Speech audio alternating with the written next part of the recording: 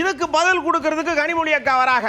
நீங்க paperless work பண்ணுங்க, இல்லைன்னா டிஜிட்டல்ல பண்ணுங்க, என்ன வேணாலும் பண்ணுங்க.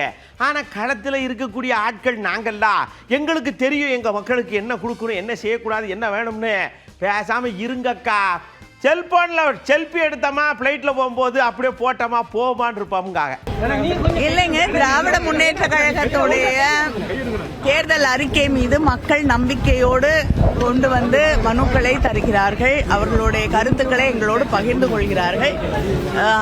அடுத்து ஆட்சி அமைக்கப் போவது திராவிட முன்னேற்ற கழக ஆட்சி என்ற நம்பிக்கையோடு மக்கள் வருகிறார்கள் என்பதை இது தெளிவாக காட்டுகிறது. அது மட்டும் இல்லாமல் ஒரு வாக்குறுதியை கொடுத்தால் நிறைவேற்றக்கூடிய ஒரே இயக்கம் திராவிட முன்னேற்ற கழகம் என்ற நம்பிக்கையோடு வருகிறார்.